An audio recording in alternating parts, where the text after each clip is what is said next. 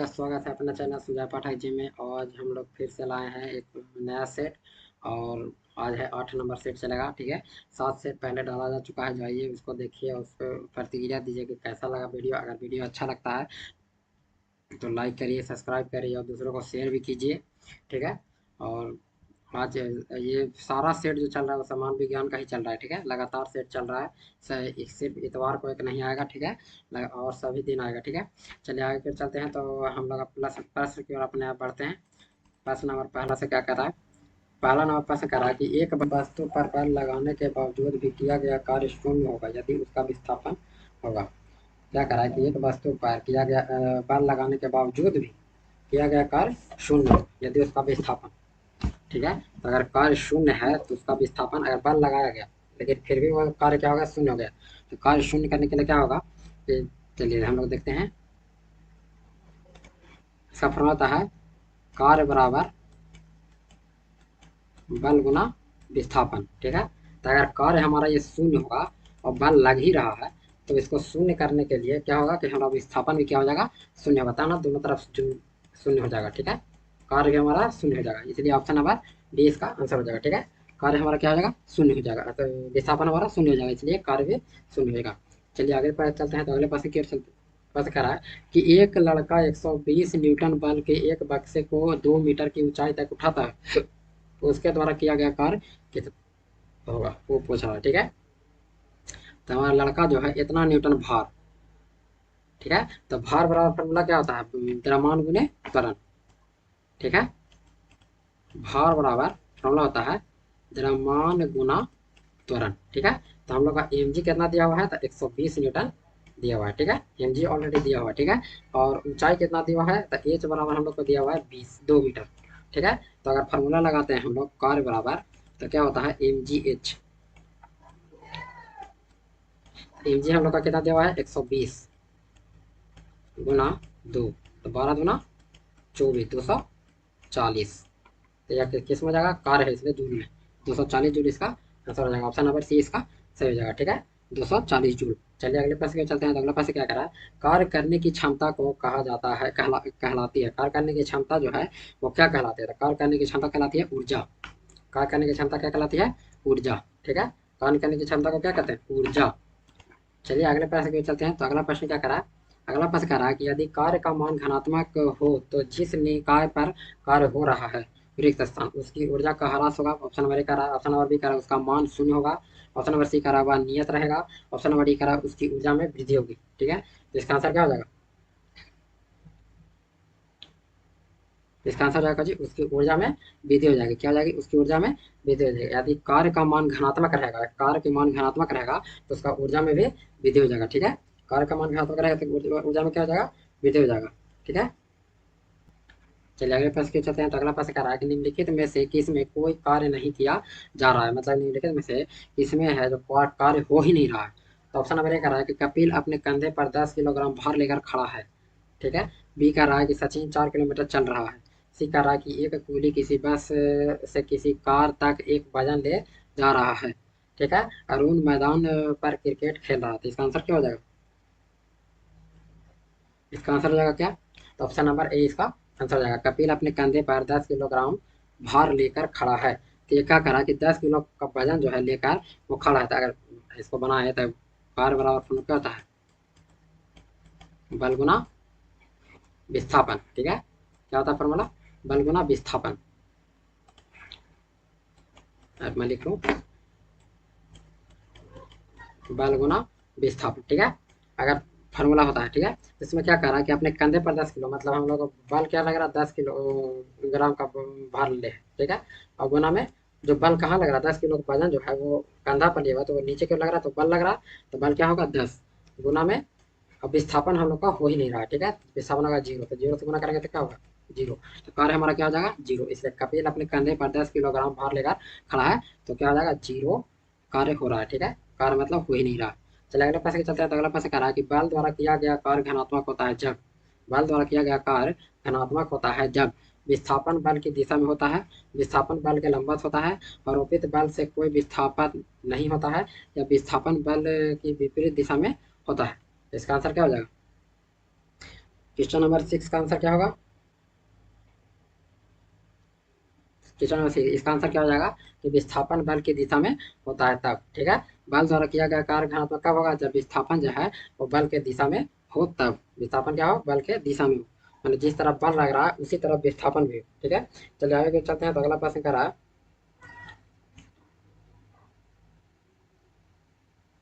7 number प्रश्न। कार्य शून्य होने की स्थिति में विस्थापन और लगाए जाने वाले बल के बीच का कोण होता है। मैंने कार्य शून्य होने की स्थिति में विस्थापन और लगाए जाने वाले बल के बीच का कोण क्या होता है? तो कार्य जब यहाँ शून्य बोल रहा है, वर्क W बराबर जब शून्य हो जा रहा है तो विस्थापन और लगाए जाने बल के बीच का कोण क्या हो जाएगा? तो 90 डिग्री का हो जाएगा। ठीक है, कितना हो जाएगा? तो 90 डिग्री। जैसे में देखिए W बराबर फॉर्मूला होता है बल गुना विस्थापन गुना कोस थीटा। ठीक है, क्या हो रहा है? Cos theta. तो हम लोग का ये क्या हो रहा है? 0 हो जा रहा है। ठीक है,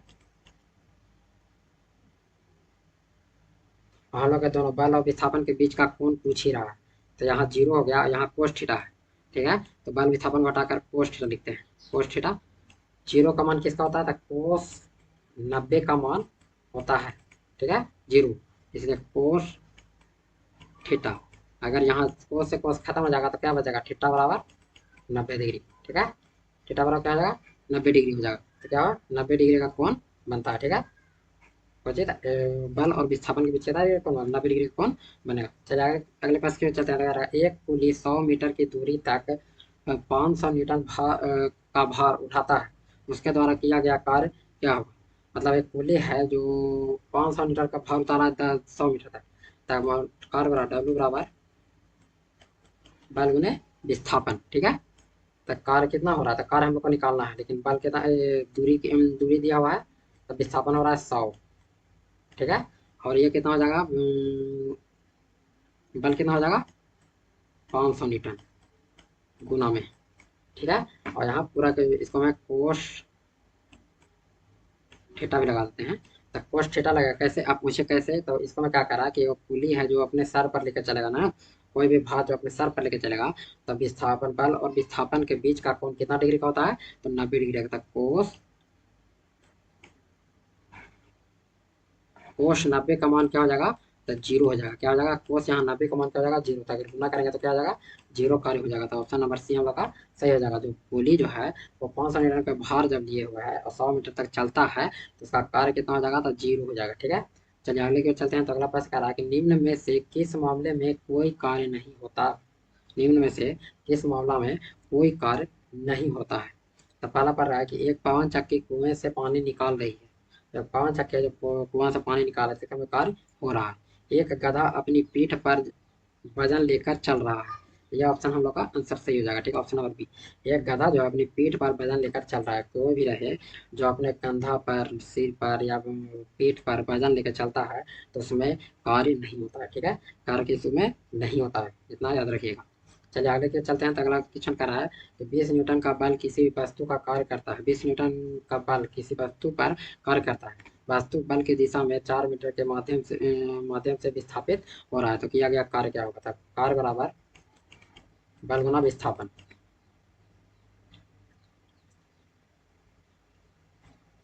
ठीक है, तो क्या करा कि 20 न्यूटन का बल, तो 20 न्यूटन का बल दे रहा है, गुना में कितना मीटर? 4 मीटर तक चल रहा है, विस्थापित हो रहा है, तो इसका कितना आएगा? 4 दूना काट 80 जूल।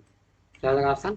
ऑप्शन नंबर डी इसका सही हो जाएगा, 80 जूल। ठीक है, ऑप्शन नंबर डी इसका क्या हो जाएगा? सही हो जाएगा, 80 जूल। ठीक है, चलिए अगले प्रश्न की ओर चलते हैं। तो अगला प्रश्न कह रहा है कि 90 ग्राम पानी में मौजूद मोल की संख्या क्या होगी? 90 ग्राम पानी में मौजूद मोल की संख्या क्या होगी? चलिए हम लोग इसको बनाकर देखते हैं कि 90 ग्राम पानी में मौजूद मोल की संख्या कितनी होती है। ठीक है, तो पहले हम लोग जानते हैं कि 1 मोल H2O का द्रव्यमान कितना होता है? तो 1 मोल H2O होता है H2O। तो हाइड्रोजन का द्रव्यमान कितना होता है? 1। यहाँ हाइड्रोजन कितना है? 2, गुना से 2, प्लस में ऑक्सीजन कितना है? तो ऑक्सीजन का द्रव्यमान होता है 8 दूनी 16। अगर दोनों को जोड़ देते हैं तो 2 और 8 16 हो जाए 18 हो जाएगा। ठीक है, तो 1 मोल में कितना होता है? 18। ठीक है, तो इसी प्रकार से आगे चलते हैं। तो पूछ रहा कितना? 90 ग्राम में, तो 90/18 कर दीजिए। तो 18 से 90 कितना कटेगा? 5 और है, तो ऑप्शन नंबर ए हम लोग का सही हो जाएगा। ठीक है, ऑप्शन नंबर ए 5 मोल संख्या हो जाएगा। ठीक है, चलिए आगे आगे की ओर चलते हैं। तो अगला प्रश्न कह रहा है कि कार्बन डाइऑक्साइड एक मोल में होता है। आप ये जानिए कि एवोगाड्रो के नियम के अनुसार किसी भी तत्व में कितना होता है, तो 6.022 गुना 10 के पावर 23। ठीक है, किसी भी तत्व में रहे और एक को एक मोल के पूछ रहा है तो क्या हो जाएगा, 6.022 गुना 10 के पावर 23। ठीक है, तो ऑप्शन नंबर सी इसका सही हो जाएगा। ठीक है, ऑप्शन नंबर सी क्या हो जाएगा, सही हो जाएगा। ठीक है, चलिए आगे क्यों चलते हैं। तो अगला प्रश्न क्या करा है, अगला प्रश्न कह रहा है, अगला प्रश्न कह रहा है कि 16 ग्राम ऑक्सीजन में ऑक्सीजन के परमाणु होते हैं। तो एक एक ऑक्सीजन 16 ग्राम परमाणु का 16 ग्राम में, तो ऑलरेडी हम लोग जानते हैं कि एक मोल में कितना होता है, तो 16 द्रव्यमान होता है। ठीक है, तो हमको 16 में ही पूछ रहा है, तो 16/16 कितना हो जाएगा, 16 से 16 कट जाएगा तो बचेगा एक मोल। तो एक मोल में कितना होता है, आप लोग को सबको पता है कि 6.022 गुने 10 के पावर 23 होता है। ठीक है, ठीक है, क्या हो जाएगा, तो 6.022 गुने 10 के पावर 23 होता है। चलिए आगे चलते हैं। तो अगला प्रश्न क्या करा, अगला प्रश्न करा है कि यह देखते हुए कि ऑक्सीजन के एक मोल परमाणु का वजन 16 ग्राम है, ओजोन का अनुभार क्या होगा। ओजोन का अनुभार बनाना है हम लोग को।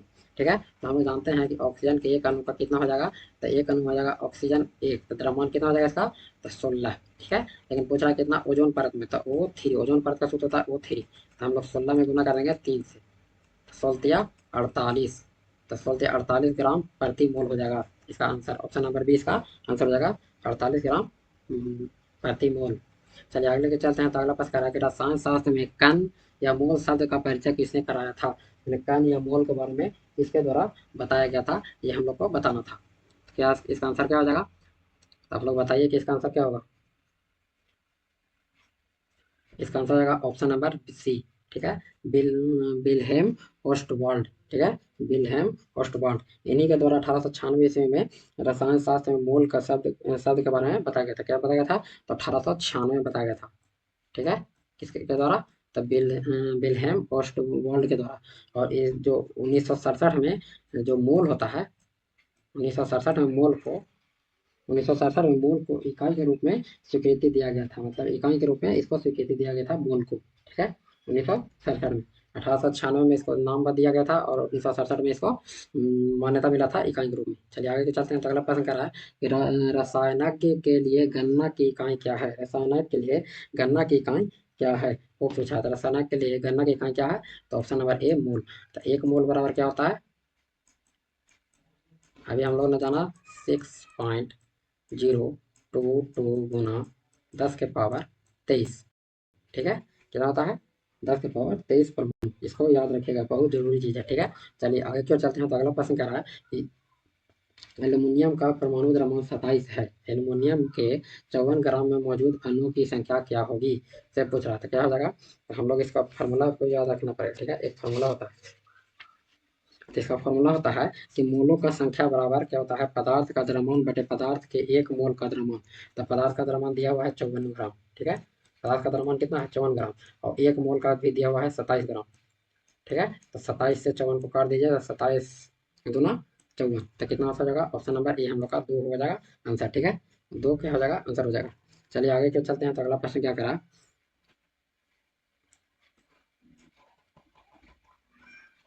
अगला प्रश्न कह रहा है कि N2 गैस के 0.5 मोल के द्रव्यमान की गणना करें जो अणु के मोल के द्रव्यमान के बराबर होता है। पहले जानते हैं कि नाइट्रोजन का द्रव्यमान कितना होता है, तो नाइट्रोजन का द्रव्यमान होता है कितना, 14। ठीक है, 7 परमाणु संख्या लगभग दूना 14 इसका द्रव्यमान होता है। ठीक है, लेकिन इसको मैं N2 कह रहा था, N2 तो नाइट्रोजन का एक हुआ सिंगल, था N2 में क्या हो जाएगा, N2, तो इसको क्या हो जाएगा, तो 14 गुना हो जाएगा 2, 14×2 = 28। इसका मतलब ये नहीं कि 28 आप आंसर मार दीजिएगा, 28 इसका आंसर नहीं होगा। ठीक है, हम लोग को पूछ रहा है कि 0.5 मोल में, तो जो 28 है इसको में अब 0.5 से गुना होगा, तब 5/10 हो जाएगा। ठीक है, पॉइंट उड़ाएंगे, 5/10, तब 5×10, और ये 2 से कट जाएगा 14 बार में, तो हमारा आंसर कितना हो जाएगा, आंसर हो जाएगा ऑप्शन नंबर ए, 14 ग्राम। ठीक है, ये कितना और 14 बार में कट जाएगा। चलिए आगे के चलते हैं। तो अगला प्रश्न क्या करा, 19 नंबर कर रहा है कि किसी भी पदार्थ के एक मोल में मौजूद कणों की संख्या क्या होती है। ये अभी थोड़ा देर पहले ही मैंने बताया था कि किसी भी पदार्थ में एक मोल में मौजूद कणों की संख्या कितनी हो जाएगी, तो ये होगी 6.022 गुने 10 के पावर तो 6.022 गुने 10⁻23 होता है। ठीक है, चलिए अगले प्रश्न की चलते हैं। तो 20 नंबर का है कि किसी भी पदार्थ के एक मोल में मौजूद परमाणुओं या अणुओं या आयनों की संख्या को रिक्त स्थान कहते हैं। तो हम लोग बार बार पढ़ रहे हैं कि इसको क्या कहेंगे, एवोगाड्रो संख्या कहेंगे। क्या कहेंगे, एवोगाड्रो संख्या हम लोग इसको कहेंगे। ठीक है, चलिए अगले प्रश्न की चलते हैं। तो अगला प्रश्न क्या कर रहा है, अगला प्रश्न कर रहा है कि राइबोसोम रिक्त स्थान बना होता है। राइबोसोम किस चीज़ का बना होता है। ठीक है, तो इसका आंसर क्या हो जाएगा, तो इसका आंसर हो जाएगा प्रोटीन। ठीक है, राइबोसोम क्या कहता है, तो प्रोटीन बनाता है। ठीक है, राइबोसोम कैसे प्रोटीन से बना हुआ रहता है। चलिए राइबोसोम के बारे में कुछ और जानकारी ले लेते हैं।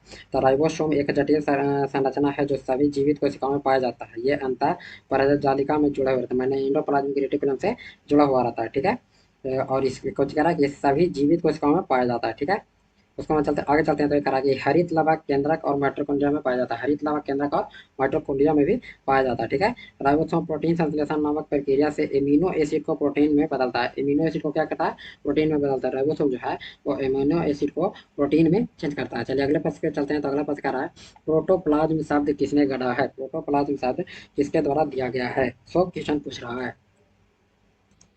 तो इसका आंसर क्या हो जाएगा कि प्रोटोप्लाज्म शब्द किसके द्वारा दिया गया है। तो प्रोटोप्लाज्म शब्द जो दिया गया है वो दिया गया है जोहान्स इवांजेलियस पुरकिंजे। मतलब इसको नाम से याद रखिएगा कि पुरकिंजे के द्वारा दिया गया। प्रोटोप्लाज्म किसके द्वारा दिया गया है, तो पुरकिंजे के द्वारा दिया गया है। अच्छा, प्रोटोप्लाज्म को हिंदी में क्या कहते हैं, तो जीव द्रव कहते हैं। ठीक है, प्रोटोप्लाज्म को हिंदी में क्या कहते हैं, तो जीव द्रव कहते हैं।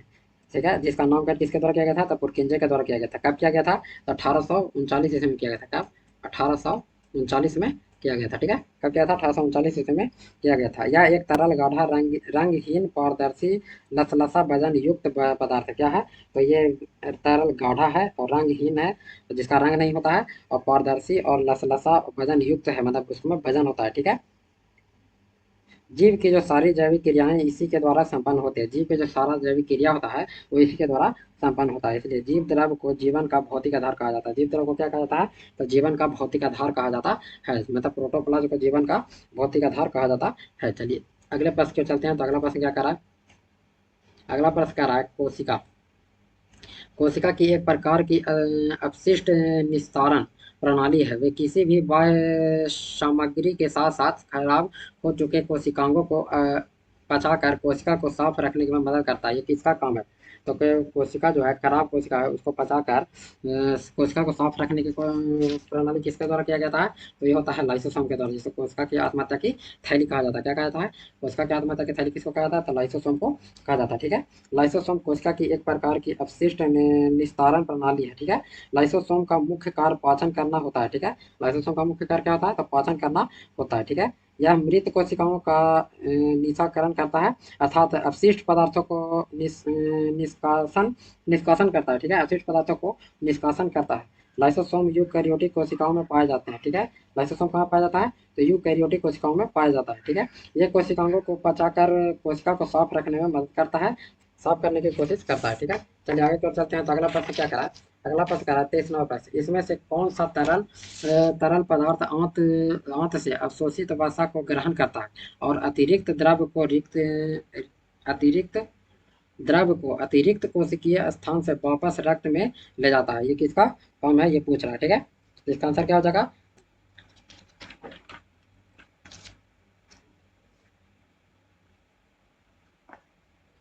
इसका आंसर क्या हो जाएगा, तो इसका आंसर हो जाएगा ऑप्शन नंबर डी, लासिका। क्या हो जाएगा, ऑप्शन नंबर डी इसका आंसर हो जाएगा, लासिका। चलिए लासिका के बारे में कुछ जान जाते हैं। तो लासिका एक रंगहीन द्रव्य है। क्या है, लासिका एक रंगहीन द्रव्य है। ठीक है, जो कोशिकाओं को चारों ओर एक पतली परत के रूप में विद्यमान होता है। जो कोशिका के चारों ओर एक पतला परत के रूप में विद्यमान होता है।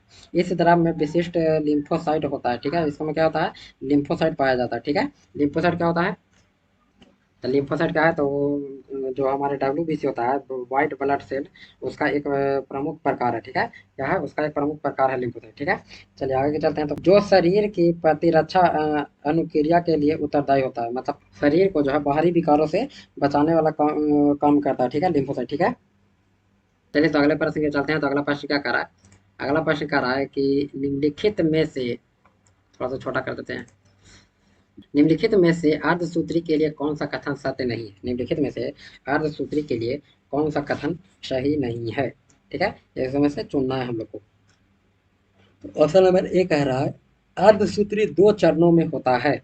ठीक है। ऑप्शन नंबर ए कह रहा है कि अर्धसूत्री 2 चरणों में होता है, तो सत्य नहीं है, पूछना तो नहीं। तो ऑप्शन नंबर ए तो हम लोग का सही है कि 2 चरणों में होता है।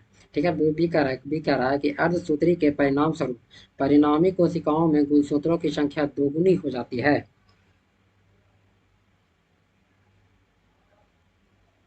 नहीं, हमको तो यही गलत लग रहा है कि दोगुनी नहीं होती है। ठीक है। तो ऑप्शन नंबर बी ही इसका गलत हो जाएगा। ठीक है। ऑप्शन नंबर बी क्या हो जाएगा, गलत हो जाएगा। ठीक है। तो इसका आंसर क्या होगा, तो दोगुनी नहीं हो जाएगी, आधी हो जाएगी। कितनी हो जाती है, आधी हो जाती है। ठीक है। क्या हो जाती है, आधी हो जाती है, दोगुनी नहीं होती, आधी हो जाती है। तो ऑप्शन नंबर बी हमारा गलत होगा। आगे सब ऑप्शन पढ़ लेते हैं कि अर्धसूत्री के दौरान जनक कोशिकाओं के जीन परिणामी कोशिकाओं में मिश्रित हो जाते हैं, तो ये भी सही है। जनक ग्रंथि में अर्धसूत्र युग्म के उत्पादन के लिए होता है, ये भी सही है। चलिए अगले प्रश्न पे चलते हैं। तो अगला प्रश्न क्या करा, अगला प्रश्न कह रहा है कि किसी कोशिकांग को कोशिका का मास्टर कहा जाता है। किस कोशिकांग को कोशिका का मास्टर कहा जाता है। तो किस कोशिकांग को कोशिका का मास्टर कहा जाता है, यह प्रश्न पूछा गया। किसको कहा जाता है, तो ये कहा जाता है ऑप्शन नंबर डी, नाभिक को। किसको कहा जाता है, नाभिक को कोशिका का मास्टर कहा जाता है। ठीक है। नाभिक को क्या कहा जाता है, तो कोशिका का मास्टर नाभिक को कहा जाता है। चलिए अगले प्रश्न पे चलते हैं। तो अगला प्रश्न कह रहा है कि किसी कोशिका में मौजूद सबसे बड़ा कोशिकांग कौन सा है। किसी कोशिका में मौजूद सबसे बड़ा कोशिकांग कौन सा है, ये क्वेश्चन पूछ रहा है। तो सबसे बड़ा कोशिकांग कौन सा हो जाएगा, तो ये हो जाएगा हमारा कितना, नाभिक। नाभिक जो है सबसे बड़ा कोशिकांग होता है। ठीक है। क्या होता है, नाभिक जो है सबसे बड़ा कोशिकांग होता है। ठीक है। चलिए आगे चलते हैं। तो अगला प्रश्न क्या करा है, अगला प्रश्न है 28 नंबर प्रश्न।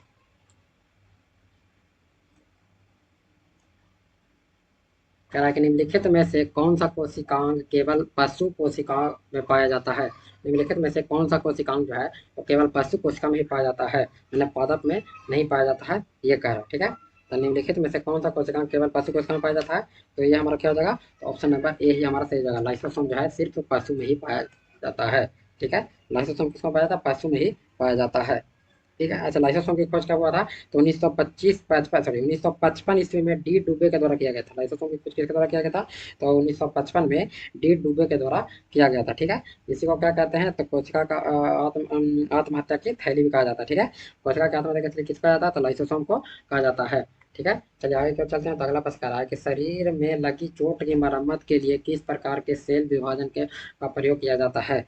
शरीर में लगी चोट की मरम्मत के लिए किस प्रकार के सेल विभाजन का प्रयोग किया जाता है, तो ये किस प्रकार का होता है, तो ये होता है केवल समसूत्री। किसका हो जाता है, केवल समसूत्री का प्रयोग किया जाता है। ठीक है। शरीर में लगी चोट की मरम्मत के लिए केवल समसूत्री सेल विभाजन का प्रयोग किया जाता है। इसे अपेक्षा कोशिकाएं विभाजन भी होता है। इस प्रकार के कोशिका विभाजन शरीर की कायिक कोशिकाओं में होता है। कायिक कोशिका में, शरीर के कायिक कोशिका में इस प्रकार का कोशिका विभाजन होता है। इस प्रकार के विभाजन में मातृ कोशिका विभाजित होकर दो समान नई संतति कोशिका बनाती है। ठीक है। समसूत्र में क्या कहेगा कि मातृ कोशिका विभाजित होकर दो समान नई संतति कोशिका बनाती है, मैंने मातृ कोशिका विभाजित हो जाती है और दो भागों में बढ़ जाती है। ठीक है। चलिए आगे की ओर चलते हैं। तो अगला प्रश्न क्या करा है, अगला प्रश्न कह रहा है कि निम्नलिखित में से कौन सा कथन असत्य है। मतलब निम्नलिखित में से हम लोग को असत्य कथन को चुनना है। चलिए तो पढ़ते हैं हम लोग। क्या करा कि पादप कोशिकाओं में जंतु कोशिकाओं की तुलना में छोटी रिक्तिकाएं पाई जाती है। नहीं, पहले वाला ही हम लोग का ऑप्शन गलत है, इसलिए इसका ऑप्शन नंबर सही हो जाएगा। असत्य पूछ रहा है तो पहले वाला ही असत्य है, इसलिए ऑप्शन ए ही होगा। पादप कोशिका में जंतु कोशिकाओं की तुलना में छोटी रिक्तिका पाई जाती है। नहीं, पादप कोशिका में बड़ी रिक्तिका होती है, जंतु कोशिका का बड़ी रिक्तिका पादप कोशिका में पाया जाता है। ठीक है। फिर आगे क्यों कह रहा है कि पादप कोशिकाएं सामान्यतः जंतु कोशिकाओं से बड़ी होती है, ये बात सही है। जंतु कोशिकाओं में लवक नहीं पाया जाता है, तो हाँ, जंतु कोशिका में लवक नहीं पाया जाता है, सिर्फ पादप कोशिका में लवक पाया जाता है। ठीक है। पादप कोशिकाओं में कोशिका भित्ति पाई जाती है। हाँ, पादप कोशिका में कोशिका भित्ति पाई जाती है। बाहर की ओर जो आप देखते हैं पेड़ पौधा में, वो कोशिका भित्ति होता है, जबकि जंतु कोशिका में नहीं पाया जाता है। मतलब कोशिका भित्ति नहीं, हम लोगों में क्या पाया जाता है जंतु में, तो कोशिका झिल्ली पाया जाता है। ठीक है। कोशिका भित्ति नहीं पाया जाता है। चलिए आज के लिए बस इतना ही, और पढ़ते रहिए बढ़ते रहिए। अगर अच्छा लगा वीडियो तो लाइक करिए, सब्सक्राइब करिए और दूसरों को भी पढ़ने के लिए दीजिए। ठीक है। आज के लिए बस इतना ही, धन्यवाद।